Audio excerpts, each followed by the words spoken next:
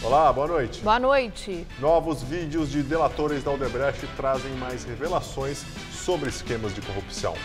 Em um deles, Marcelo Odebrecht fala sobre 100 milhões de reais em doação para a campanha de Dilma Rousseff. Em outro vídeo, Emílio Odebrecht, o dono da empreiteira, cita sua relação com Lula. Ele contou que a reforma do sítio em Atibaia, que tem a propriedade atribuída ao ex-presidente, custou mais caro que o previsto. Delator Márcio Faria cita a participação de Temer em encontro em que foram pedidos 40 milhões de dólares para o PMDB. À tarde, Temer divulgou um vídeo admitindo o encontro, mas negando qualquer pedido de dinheiro. Estados Unidos atacam o Afeganistão. O governo Trump lançou contra o país a maior bomba não nuclear em poder dos americanos. Você acompanha essas e outras notícias após o intervalo. Até já. Se quiser dicas de Nova York, eu posso dar várias. Mas no Brasil, a minha dica é: tenha uma conta no Bradesco Prime, o meu banco. Porque lá eu tenho atendimento personalizado, consultoria de investimento e, é claro, serviços internacionais. Porque uma hora eu posso estar em um lugar. Logo depois, em outro. Bradesco Prime. Viver é Prime.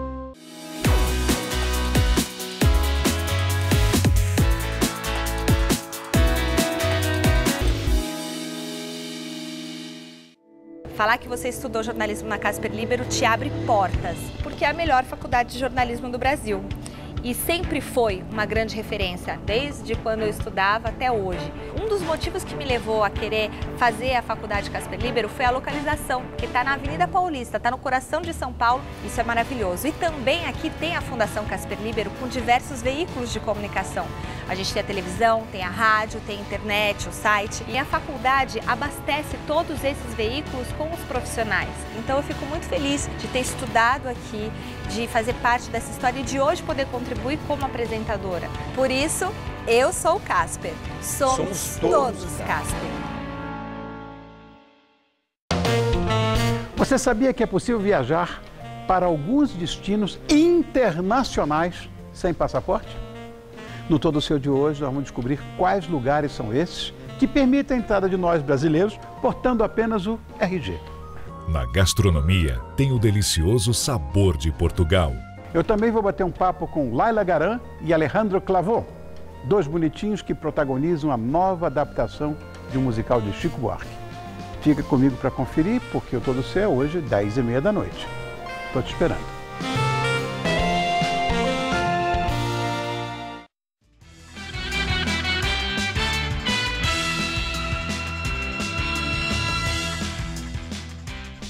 Em novos vídeos da delação de Marcelo Odebrecht, o ex-presidente do grupo fala sobre como funcionava o esquema de corrupção envolvendo diversos políticos. Em um dos trechos, ele fala sobre 100 milhões de reais para a campanha de Dilma. Aos investigadores da Lava Jato, Marcelo Odebrecht disse ainda que o ex-ministro Guido Mantega pediu 100 milhões de reais para a campanha de Dilma em 2014. O empreiteiro detalhou reuniões em que Mantega pediu uma doação para a campanha da petista. Quando foi referida a crise, ele me disse que tinha... ele pediu a contrapartida de 50 milhões. Que ele só, para a campanha de 2010, mas que ele acabou não usando, e só começou a usar a partir de 2011. Quando chegou perto da campanha de 2014, eu não sei precisar quanto, os 50 milhões já tinham ido embora. Sim. Aí ele me disse: ó, Marcelo, você sabe o seguinte, a campanha está se aproximando, tá? Eu tenho uma expectativa de uns 100 milhões aí para vocês. A minha agenda com o Guido nunca foi assim, isso em troca disso, fora a questão dos refis da crise. Você olha assim, eu tinha uma agenda com ele que eu levava minhas demandas, ou as necessidades que tinha, os pleitos dos meus negócios. Aí, na mesma agenda, ele pedia assim: ó, Marcelo, resolva esse assunto aí para João Santana, resolva para cá. Ou podia ser o contrário. Eu recebi uma ligação para estar com ele na segunda-feira ou na sexta, para ele me pedir uma coisa. Aí ele me pedia isso e eu emendava meus pleitos. No outro trecho, o empreiteiro disse ainda que não conhece político eleito sem Caixa 2. Eu não conheço nenhum político no Brasil que tenha conseguido fazer qualquer eleição sem Caixa 2. A Caixa 2 é 3/4 que eu estimo. E não existe ninguém no Brasil eleito sem Caixa 2. O cara pode até dizer que não sabia, mas recebeu o dinheiro do partido que era Caixa 2. Não existe. Não existe. Em nota, Dilma Rousseff afirmou que as acusações de Marcelo Odebrecht são mentirosas. Delator diz que o presidente Michel Temer participou de reunião em que houve pedido de propina de 40 milhões de dólares para o PMDB. Segundo Márcio Faria, ex-executivo da Odebrecht, o encontro aconteceu no escritório político de Temer, em São Paulo, no Alto de Pinheiros. Além de Temer, também participaram da reunião os ex-deputados PMDBistas e ex-presidentes da Câmara, Eduardo Cunha e Henrique Alves. Segundo o delator, o valor de 40 milhões de dólares se referia a 5% de um contrato da Odebrecht com a Petrobras. Na delação, Faria detalhou como foi o encontro. O senhor João Augusto procurou o Rogério e falou, olha, esse projeto é da diretoria internacional e para que ele caminhe, seja assinado e vá dentro dos trâmites normais, o partido precisa de uma contribuição expressiva nesse contrato. Aí falou o número 5%, um valor muito alto. O Rogério me trouxe, falou, Márcio, o projeto só vai voar com isso. E quem trouxe? João Augusto Henriques. Quem ele é? Intermediário, interlocutor entre a diretoria e o partido. Falei, vamos em frente, paciência, vamos pagar. Esse 5% não responderia em volta de 40 milhões de dólares. Aí num belo dia eu recebo um e-mail do Rogério, com Márcio, convocando para uma reunião que ele chamou de cúpula do PMDB. Eu não tinha a menor ideia. Chegando lá, eu soube que se tratava do escritório político do senhor Michel Temer, à época candidato a vice-presidente da República, na chapa com a Dilma. Chegando lá, por exemplo, foi as apresentações, porque eu não conhecia nem o Temer, o Michel Temer, nem conhecia o deputado Henrique Eduardo Alves, apresentações, muitas amenidades, falando da política, como é que seria. Eu que não conhecia, foi a única vez que eu tive contato, eu até perguntei, falei, mas doutor, como é que é ser vice-presidente da Dilma? Eu não conheço a Dilma, disse para ele. Dizem que é uma pessoa muito complicada. Aí o pessoal riu, aquela coisa toda, e para minha surpresa, assim, até com intimidade, para quem nunca eu tinha visto, falou, não, se acontecer qualquer coisa aí, esses rapazes aqui, ele apontou para os dois deputados, Henrique Eduardo Alves e Eduardo Cunha, falou, não, pode deixar que ela venha e fica aqui. Esses jovens, esses rapazes resolvem para mim lá, não estou preocupado. Fica aqui ele sinalizando para o colo dele. Do colo deles, exatamente. Como se, assim, dando a entender que os dois rapazes iam resolver os assuntos necessários de interesse do PMDB. O presidente Michel Temer divulgou um vídeo para rebater as acusações. Meus amigos, eu não tenho medo dos fatos. Nunca tive. O que me causa repulsa é a mentira. É fato que participei de uma reunião em 2010 com um representante de uma das maiores empresas do país. A mentira é que nessa reunião eu teria ouvido referência a valores financeiros ou a negócios escusos da empresa com políticos. Isso jamais aconteceu. Nem nessa reunião, nem em qualquer outra reunião que eu tenha feito ao longo de minha vida pública, com qualquer pessoa física ou jurídica. Jamais colocaria a minha biografia em risco. O verdadeiro homem público tem que estar à altura dos seus desafios, que envolvem bons momentos e momentos de profundo desconforto. A minha maior aliada é a verdade, matéria-prima do Poder Judiciário, que revelará toda a verdade dos fatos. Direto de Brasília, Josias de Souza fala sobre as revelações da Odebrecht e o futuro do governo Temer. Faltam 20 meses e meio para que Michel Temer volte em definitivo para São Paulo. Será um suplício para o país acompanhar cada manhã de uma presidência tampão comandada por um político que sonhava em passar a história como um novo Itamar Franco e fica cada dia mais parecido com José Sarney. As delações da Odebrecht, que invadem os lares dos brasileiros em jorros amazônicos desde o início da semana, empurraram a gestão de Temer da enfermaria direto para a UTI. Os principais operadores da política trabalham com a perspectiva de que Temer concluirá o seu mandato, não mais por méritos, mas por absoluta falta de alternativa. O drama de Temer mudou de patamar. Isso fica evidente no instante em que o presidente se vê obrigado a exibir na internet um vídeo para se contrapor a um delator que insinua sua concordância com uma propina de 40 milhões de dólares extraída pelo PMDB de um negócio na Petrobras. Para evitar que o governo entre em coma, Temer talvez tenha que reconsiderar a sua decisão de manter os seus ministros suspeitos nos cargos até quando der. Já deu. De resto, Temer, mãos postas, reza para que o Supremo Tribunal Federal rejeite um recurso do PSOL pedindo que o presidente da República seja incluído no rol de investigados da Lava Jato. Se você acredita em Deus, reze também. Se não acredita, reze. Boa noite. Acusado de receber propina da Odebrecht, ex-presidente Lula afirma que a acusação contra ele é tão inverossímil e irreal que não vai rir nem chorar. As declarações do petista foram dadas durante entrevista à Rádio Metrópole de Salvador. Com base nas delações da Odebrecht, Lula é alvo de 6 petições. Segundo os delatores, o petista aparecia nas planilhas com um codinome de amigo. A Odebrecht teria bancado a reforma do sítio em Atibaia, imóveis e palestras do ex-presidente, além da construção da sede do Instituto Lula. Marcelo Odebrecht disse ainda que repassou em espécie 13 milhões de reais a Lula. O ex-presidente nega e disse que não pode ficar nervoso ou perder a cabeça por uma coisa dessa neste momento. Agora, é tão inverossímil as acusações, é tão irreal as acusações, que eu não vou rir nem vou chorar. Eu vou analisar corretamente, vou conversar com os advogados, pegar o processo, ler cada peça do processo, para que a gente possa chegar no dia certo, dizer claramente o seguinte, ou seja, a delação ela tem que ser provada.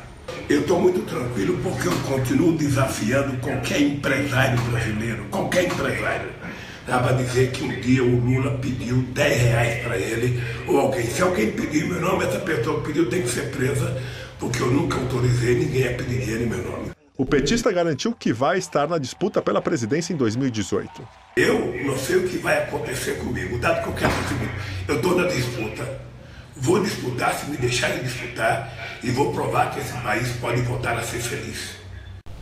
O ex-executivo da Odebrecht, Benedito Júnior, afirmou em delação premiada que a empresa repassou cerca de 120 milhões de reais para o ex-governador do Rio, Sérgio Cabral, e o atual governador Luiz Fernando Pezão, ambos do PMDB. O dinheiro, segundo o executivo, era para pagar campanhas via Caixa 2 e também propinas a Cabral, no formato que eles chamam de taxa de oxigênio. Benedito Júnior afirma que os repasses eram contrapartida a grandes obras na cidade, como as do Maracanã e a do metrô. 94 milhões, Cabral, e aí outros 20, não tesão, outros 20,3 milhões em reais e $1 milhão pago ao marqueteiro do Pezão a pedido do governador Cabral. Então, somado, daria aqui conta de 120 milhões. O senhor sabe dizer quanto foi pago os taxas de oxigênio? De oxigênio, eu tenho nos relatos específicos, mas a gente conseguiu encontrar alguma coisa como, numa obra 570 mil, na outra 1 milhão e pouco. Eu tenho 2 milhões contabilizados. E qual era o percentual que era cobrado? Era para ser 1% em cima dos contratos que o Hudson administrasse. Geraram contratos onde nós alocamos as despesas, o Parque das Favelas, no caso específico o contrato do Alemão, o Arco Metropolitano, lote 1, Metrô Linha 4, o Maracanã, para a Copa do Mundo, a Estação Multimodal Maracanã, que é a estação em frente, e tem 2 milhões e 100 em alguns projetos menores que estão identificados, mas aqui no resumo eu procurei botar tudo junto. Ainda nesta edição, você vai ver outros vídeos das delações de ex-executivos da Odebrecht. Agora vamos a um destaque do noticiário internacional. Os Estados Unidos lançaram pela primeira vez no Afeganistão a maior bomba não nuclear já usada pelo país. O Pentágono informou que a arma apelidada de mãe de todas as bombas foi lançada na noite de ontem contra túneis e cavernas do grupo terrorista Estado Islâmico na província de Nangarhar, perto da fronteira com o Paquistão. A bomba desenvolvida durante a guerra do Iraque, só utilizada até agora em testes, teria mais de 8 toneladas de explosivos. Segundo o porta-voz da Casa Branca, Sean Spicer, os Estados Unidos tomaram todas as precauções necessárias para evitar vítimas civis e danos colaterais como resultado desta operação. Os militares estão agora avaliando os danos causados. Centro de Investigação e Prevenção de Acidentes Aeronáuticos conclui que o helicóptero que caiu com o filho do governador Geraldo Alckmin em abril de 2015 estava com a haste desconectada. Peritos do CENIPA confirmaram a análise preliminar da Força Aérea de que a peça fundamental para o controle da aeronave estava desconectada. Sem o comando da haste, o piloto consegue fazer a aeronave subir, porém não realiza manobras para os lados. O relatório final também destaca que a rotina de trabalho da equipe de manutenção da empresa Helipark sofria várias interferências que impediram que o mecânico identificasse e corrigisse os problemas. A Polícia Civil de Carapicuíba chegou a indiciar 5 pessoas pelo acidente, mas a pedido do Ministério Público, a Justiça não aceitou o inquérito. O acidente matou Tomás Alckmin, filho mais novo do governador de São Paulo, e mais 4 pessoas. Olha que deu uma esfriada nas últimas horas aqui em São Paulo, viu? E será que esse frio continua amanhã? Mariana Armentano traz os detalhes da previsão.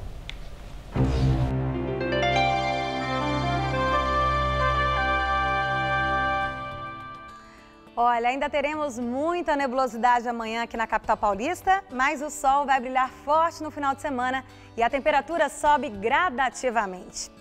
Olha só, nessa madrugada teremos mínima por aqui de 16 graus e máxima amanhã à tarde na casa dos 24 graus. No sábado, esquenta, faz até 27 graus com muito sol e céu azul. E no domingo, apesar da máxima prevista ser de 28 graus, volta a chover por aqui de forma isolada, mas só a partir da tarde. Voltamos a falar das delações da Odebrecht. Em depoimento, Emílio Odebrecht, dono da empreiteira, disse que tratou diretamente com o ex-presidente Lula sobre a participação da empreiteira nas obras do sítio em Atibaia. A propriedade do imóvel é atribuída a Lula. Emílio Odebrecht afirmou que a empresa gastou mais de R$700 mil nas obras a pedido da mulher de Lula, Marisa Letícia. A dona Letícia pediu a ele que ajudasse, que ela estava com um problema que não ia conseguir terminar as obras que lá estavam, que quem estava lá não estava dando, e ela não confiava mais e queria dar essa surpresa quando o Lula terminasse. Isso era o final do mandato do Lula. Então. Exatamente. E me pediu o seguinte, Emília, a única coisa que ela pediu para que você e eu, porque ela sabe que eu ia falar com você, não comentasse. Me pediu expressamente que eu lhe avisasse que eu não comentasse com Lula, porque isso era uma surpresa. Mas no final do ano, o último dia, penúltimo dia, dia 30, se eu não me engano, foi penúltimo dia de governo do Lula. De governo, de mandato dele, do último mandato. Eu tive com ele. E aí eu disse, olha, chefe, o senhor vai ter uma surpresa, nós vamos garantir o prazo que nós tínhamos dado naquele programa lá do sítio. Ele não fez nenhum comentário, mas também não botou nenhuma surpresa, coisa que eu... Então a surpresa já não era mais surpresa. Já não era para mim, eu entendi não ser mais surpresa. Pronto, então, ele já estava sabendo. Aquilo que foi possível a gente, vamos dizer assim, juntar, eu sei que as informações que eu tenho é que foram superiores a 700. Em delação premiada, o diretor de contrato das obras de extensão da linha 2 verde do metrô de São Paulo, o ex-executivo da Odebrecht, Fábio Gandolfo, afirma que o senador José Serra, do PSDB, recebeu R$4.600.000 de propina. O valor era parte de um acordo para repassar à Serra 3% do total do contrato da obra. Foi dado o codinome para essa pessoa de Careca. E no começo não teve, se não me engano, nenhum pagamento. Depois, acho que em 2004 teve algum pagamento. E eu vim a descobrir, segundo, que esse codinome não era o codinome usual que se usava para essa pessoa dentro da empresa. E que o codinome que se utilizava era vizinho. Eu imaginava que era Careca porque ele era Careca, que é o José Serra. Foi me dito depois, então, que era o José Serra. Agora, nunca me disseram assim que era o José Serra na pessoa física. Me disseram assim que o José Serra que coordenava a parte de arrecadação ou tinha relação. O vizinho, eu consegui detectar só 4.670.000. Em nota, José Serra afirmou que não cometeu irregularidades ao longo de sua vida pública. Segundo ele, a abertura do inquérito pelo Supremo servirá como oportunidade para demonstrar que as acusações e o conteúdo das delações são fantasiosos e infundados. Já os delatores Cláudio Melo Filho e Sérgio Neves citaram doações a campanhas políticas feitas pela Odebrecht a pedido do senador Aécio Neves, tanto em 2010 quanto em 2014. Aécio teria pedido dinheiro até para a campanha do Partido Democratas, mesmo sendo do PSDB. Especificamente relativo a 2010, no segundo trimestre de 2010, Benedito me comunicou que, atendendo a um pedido do Aécio, a empresa decidiu efetuar contribuições para a campanha do Antônio Anastasia ao governo de Minas. Né? Nessa eleição, o Aécio estava concorrendo também ao Senado? Ele estava concorrendo ao Senado. E aproximadamente o que foi contabilizado lá no setor de operações estruturadas chegou a 5.475.000. No ano de 2014, Marcelo Odebrecht me procurou e me disse textualmente que ele iria fazer uma contribuição ao Democratas no valor de R$1 milhão. Teria sido uma solicitação do senador Aécio Neves para fazer uma ajuda ao partido, ao Democrata. Por meio de notas e também pelas redes sociais, o senador Aécio Neves negou irregularidades e chamou as citações ao seu nome de mentirosas. No último pregão da semana, a Bolsa de Valores de São Paulo fechou em baixa de 1,77%. Já o dólar terminou a semana cotado a R$ 3,14, alta de 0,4%. E agora vamos ao comentário de economia com Denise Campos de Toledo. Essa pressão no mercado, com oscilação mais forte do dólar, teve mais relação com o cenário externo do que interno. O mercado está em alerta com a ofensiva dos Estados Unidos no exterior e as posições de Trump em relação à economia. Quanto ao cenário político, o mercado vem tendo uma reação até tranquila, apostando na morosidade da justiça, até pelo excesso de investigados com foro privilegiado. E espera que o governo e congressistas trabalhem em uma agenda positiva que ajude a tirar o país da crise, o que inclui a reforma da Previdência. Sem a reforma, o potencial de reação da economia fica limitado, o desequilíbrio das contas vai continuar. Outros fatores, como a queda da inflação e dos juros, podem dar um fôlego e garantir algum crescimento neste e no próximo ano. O problema é que, se o governo não entregar uma melhora mais perceptível, as eleições de 2018 vão ser uma incógnita ainda maior. A crise favorece discursos populistas, aventureiros. Agora, por mais que a turbulência política possa afetar a economia, é importante que vá até o fim com as investigações e punições. É preciso desmantelar a estrutura de corrupção que tomou conta do país, a ponto de fazer com que a política econômica fosse pautada pelo desvio de recursos e propinas, com obras superfaturadas, desnecessárias, benefícios para vários setores, medidas provisórias baixadas em troca de Caixa 2, com envolvimento direto de ministros, dirigentes de estatais, governadores, políticos dos principais partidos. A incompetência na gestão da economia mergulhou o Brasil na crise, mas a corrupção colaborou bastante, dada a forma como se alastrou. E os envolvidos estão aí, tentando mascarar a realidade e se manter no jogo. Eu volto na segunda. Até lá. Nós ficamos por aqui. A edição de hoje pode ser vista no site do Jornal da Gazeta. Muito obrigado pela companhia. Tenha uma excelente noite. Até amanhã. Até amanhã, Estela. Até amanhã, Gabriel. Boa noite para você também. Fica agora com o Rony Fono, todo seu.